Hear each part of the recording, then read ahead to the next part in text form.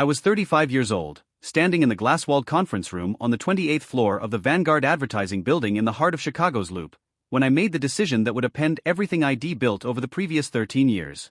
The room overlooked Lake Michigan, the water a steely gray under a November sky, and my team of 12 junior art directors, copywriters, strategists was gathered around the mahogany table, pitching ideas for a multi-million-dollar automotive campaign set to air during the Super Bowl.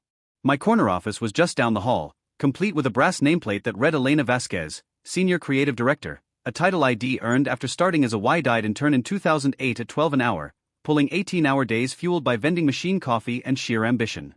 My salary had climbed steadily $45,000 as a junior copywriter in 2010, $78,000 mid-level by 2014, then the big leap to $142,000 base in 2020 with average bonuses of $28,000, plus stock options worth another $15,000 vested annually.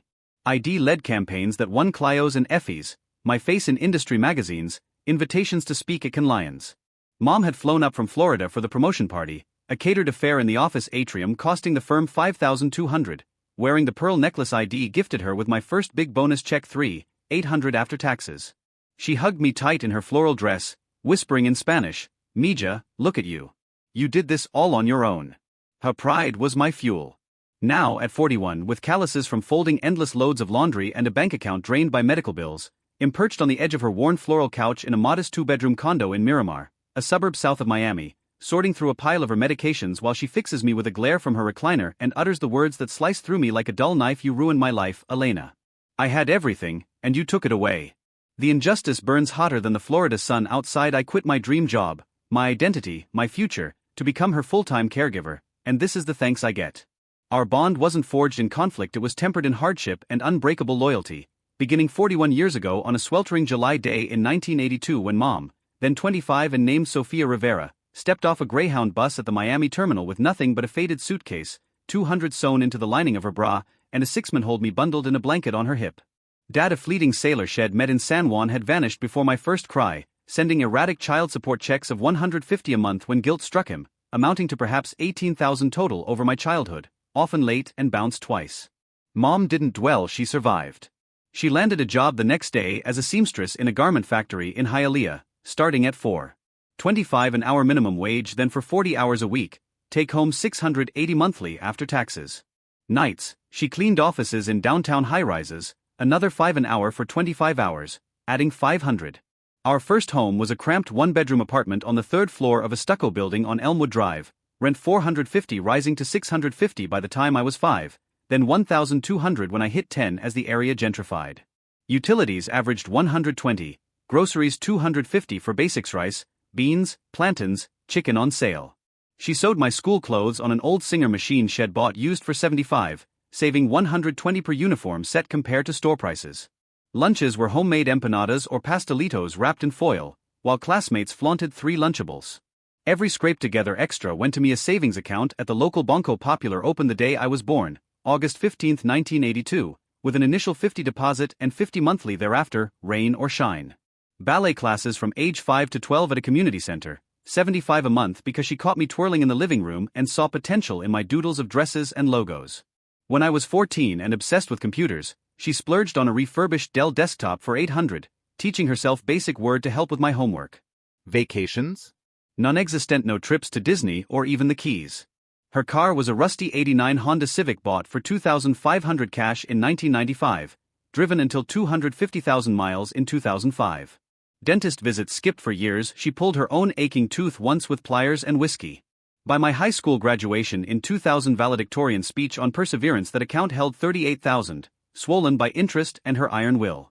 I attended the Art Institute of Chicago on a $50 scholarship, her fund bridging the $22,000 annual gap in tuition, room, and supplies. Graduated debt-free in 2004 with a BFA in graphic design, interned at Vanguard, and began repaying her with 500 monthly wire transfers once my salary hit $60,000 in 2012, totaling $72,000 over 12 years. The unraveling started subtly, like a frayed thread in one of her factory seams, about 4 years ago when I was 37. I was single after ending a 5-year relationship with Alex, a fellow designer. We parted amicably over differing life goals. No kids, my life a whirlwind of client dinners in New York, pitch meetings in LA, even a week in London for a global rebrand. Mom retired at 66 after 38 grueling years, qualifying for a modest pension of $1,800 monthly from the Union plus Social Security at $1,400, totaling $3,200 before Medicare Part B deductions of $170. She purchased a cozy two-bedroom condo in Miramar in 2018 for $180,000, putting $50,000 down from savings, mortgage at 4.2 interest with payments of $950 including taxes and HOA. Then a visitor Elena, shed plead on our Sunday evening calls, her voice warm over the line. The initial red flags were dismissible for getting the recipe for Araz Khan Gandal's shed perfected since her teens, burning a pot and laughing it off. Then financial slips, the water bill unpaid for 2 months, 180 late fees, electric threatened with shutoff at 220 reconnection. I flew down from Chicago O'Hare to Miami International, round trip $450 on Spirit, stayed in a 120 Airbnb nearby, and reorganized everything, set up auto payments from her checking, initiated 800 monthly transfers from my high-yield savings to cover shortfalls, groceries $350, utilities $220, miscellaneous $230. The diagnosis landed like a thunderclap 18 months later, after a nasty fall in the shower, slipped on soap, hit her head on the tile, ER visit $1,200 copay. Neurologist at Mount Sinai Medical Center ordered an MRI and PET scan, mild cognitive impairment, advancing to early Alzheimer's, amyloid plaques lighting up the temporal lobes. Home care to start, he advised, prescribing donepezil at $120 for a 90-day supply. I upped transfers to $1,500 monthly, meds escalating to include Memantine at $180, groceries $400 as appetite waned, a bi-weekly cleaning service $150 to prevent hoarding. Home safety upgrades followed swiftly, $500 total, professional installation of grab bars in bathroom and hallway at $1,200, a walk-in tub with jets for $2,800, non-slip vinyl flooring throughout at $500. Medical alert pendant $400 upfront, 50 monthly monitoring. I halted my Roth IRA contributions, $500 monthly, $6,000 annually. Forganito fund a companion aid 4 hours daily, 5 days a week, at $20 an hour, equaling $400 weekly or $20,800 yearly. Mom's personality shifted, paranoid accusations against the aide Maria of stealing her gold earrings found later in a cookie jar. I flew down 8 times in the first year, each trip $450 flight, $200 hotel or Airbnb for 3 nights, $150 meals and Ubers, totaling $7,800. Work eroded, a major pitch to a beverage giant flopped due to my distraction, revisions costing the agency $45,000 in overtime. My boss, VP of Creative Marcus, called me, and Elena, you're phoning it in. Family first, but we need you here. On a particularly bad call, Mom snapped, I don't need a stranger in my house like I'm invalid. The moral earthquake struck during a Zoom celebration in January of last year. ID just clinched a Clio Award for a viral social campaign, gold statue engraved, virtual toast with the team, champagne popping on screen. Mom joined from her condo, webcam shaky, Quien Iris 2. Who are you? My name Elena Sofia Vasquez, the one she bestowed, invoking her own mother erased in her eyes. I booked the earliest red-eye, landed at MIA at 6:12 a.m. Uber 45 to her door, found her in a nightgown on the doorstep, neighbor Mrs. Lopez having called police after spotting her confused at 3 a.m. That week crystallized the crisis, her savings at $42,000, burning $2,000 monthly beyond income, local memory care facilities quoting $8,500 to $12,000 per month. I crunched numbers in her kitchen spreadsheet on my laptop, projected depletion in 21 months. Back in Chicago, I tendered resignation Monday morning, effective 2 weeks. Cashed out 401k early balance $92,000, $18,400 IRS penalty, $12,000 state tax to fund the move. Sold her condo in a hot market for $245,000 net after $25,000 realtor and closing, profit $65,000. Bought a 3-bedroom accessible ranch in a quiet Chicago suburb, Arlington Heights, for $380,000, $75,000 down from my emergency fund, mortgage $1,950 at 6.8 interest. Hired Rosa, a Livian certified aide from the Philippines, $3,500 monthly including private room, utilities and meals. My income zero, dipping into unemployment $600 weekly for 26 weeks, then freelance scraps. The resentment festered in escalating waves, a toxic brew of her disease-amplified bitterness and my sacrificed dreams. Former colleagues bombarded texts, remote consulting? We have openings. I attempted 2,000 monthly gigs redesigning logos, but Mom's sundowning syndrome kicked in daily 48 p.m. Agitation, pacing, accusations of imprisoning her in the new house. Unannounced drop-ins from Illinois Adult Protective Services, case transferred from Florida, 3 social workers over 24 months, each 45-minute inspections, rifling drawers, querying routines. 1 Mr. Daniels, mid-50s with a clipboard, floated guardianship caregiver burnout is real, are you equipped? I countered with detailed logs, daily blood pressure readings averaging 13,882, meal plans at 1,800 calories, scheduled walks in the backyard garden. Mom's verbal barbs sharpened, you stole my Florida sun for this cold cage. Sold my home. Ignoring the joint account statements showing every penny for her care. Allies materialized like unexpected grace notes in a discordant symphony. Dr. Raj Singh, the new neurologist at Northwestern Medicine, became an advocate from day one, tweaking meds and authoring progression reports for insurance. He greenlit lecanemab infusion-scudding monoclonal antibody at 2,200 monthly, partially reimbursed after appeals. Neighbor Carla Esposito, 58, tending her husband Gino with Parkinson's, initiated with homemade lasagna drop-off 0 but hours saved.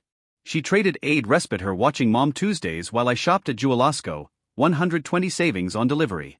The caregiver support group at the local senior center on Rand Road 15 devoted daughters and sons, mostly women in their 40s to 60s, met Wednesdays 79 p.m. in a fluorescent-lit room with folding chairs and bad coffee. Tales spilled, one lost $150,000 inheritance to facility fees, another divorced over stress. Lisa Chun, group member and elder law attorney at a boutique firm, volunteered pro bono reviews, established a special needs trust sheltering moms remaining $50,000 from Medicaid 5-year lookback, applied for SNAP benefits adding $250 monthly food aid. Even the CVS pharmacist on Dundee Road, Raj Patel, no relation to doctor, waived 45 copays 4 times. Your mom reminds me of my abuela, been filling her scripts since the move. Confrontations ratcheted up with precision cruelty. The Medicare skirmish, initial denial of lecanemab as experimental, appeal required. I assembled a 48-page PACA diagnosis confirmation July 2021, PET scans from 2022 and 2023 showing 18 plaque increase, cost-benefit analysis, home care $72,000 yearly versus skilled nursing $124,000 per Illinois averages. 3 phone marathons, 2 hours each with hold music, escalated to supervisor approval, emailed after 42 days. Familial explosion. Aunt Maria, Mom's younger sister, flew from San Juan on Delta, 380 ticket, uninvited after 4 years absent. Over a paella I prepared from scratch, saffron 12, shrimp 25, total 45 ingredients. Mom, in a rare lucid hour, reminisced about childhood in Ponce, then devolved. Elena quit her big city job to lock me away. Ruined everything. Aunt nodded sympathetically, advocating Crestview Manor at 9,200 monthly. I unveiled the master binder at the dining table. 128,000 personal investment logged, meticulously foregone salary $426,000 over projected 3 years at prior trajectory, actual cash outlay 84,000, home mods 12,000 including 3,200 ramp and stairlift, Livian aid 68,000 over 18 months, travel promo 4,000, miscellaneous med supplies 8,000. Her gift to me 38,000 college fund. Mine my career, savings, freedom. Aunt promised 300 monthly via Zelle 1 transfer, then financial troubles, excuses, radio silence. The legal zenith detonated on April 22 last year in Cook County Courthouse, room 312, echoing with a shuffle of files and murmur of attorneys. Trigger Mom eloped during Rose's 15-minute shower break, wandered 2 miles to a busy intersection on Arlington Heights Road, flagged by a state trooper confused and shoeless. Emergency petition for plenary guardianship filed by APS. I prepped for weeks in sleepless nights. 180-page evidentiary dossier bound in accordion folders. Dr. Singh's sworn affidavit detailing home stability reducing agitation 35 per validated scales, Rose's granular log 730 entries, vitals, incidents, meals like oatmeal breakfast 8 a.m. sharp, Carla's notarized neighbor statement on daily well-being, Lisa's trust documents proving asset protection, bank statements tracing every 1,500 historical transfer and 3,500 monthly aid direct deposit, even freelance invoices showing my 4,500 average income sustaining us. Courtroom fluorescent lights, wooden benches worn smooth, Mom beside me in a wheelchair for safety, clutching my hand 1 minute murmuring about sewing patterns, the next hissing let me go home to Miami. Guardian ad litem, attorney Vanessa Torres, sharp in a navy suit, interrogated, do you harbor resentment? Financial incentive to isolate? I parried with resignation, email timestamped, Cleo statues pawned for 1,200 cash applied to infusions, psychological eval I self-funded at $850 affirming no burnout. Cross-examination dismantled the APS case, social workers caseload 58 families, site visit cursory 28 minutes. Judge Elena Morales ironic namesake 60s, wire-rimmed glasses, deliberated overnight with transcripts. Verdict at 1,017 a.m. Next day petition dismissed, competency with mandated quarterly reviews, home environment upheld. Mom, in a fleeting clear moment post-ruling, squeezed my fingers gracias, mija. I'm sorry. Resolution bloomed gradually, like spring after a harsh winter. Refinanced the house 6 months ago through a credit union, dropping rate to 5.1, payments to $1,600 monthly, freeing $350. Ramped freelance to consistent $6,000 monthly corporate branding for mid-size firms via Upwork. Mom's lucid intervals treasure recalls my first paid gig at 16, designing flyers for a bodega at 50 or the day I won scholarship, dancing in the apartment. We planted a small herb garden in the backyard, basil, mint, cilantro 200 in raised beds and soil, her fingers in dirt evoking factory precision. I volunteer at the support group, facilitating sessions with custom Excel templates for tracking expenses, benefit applications.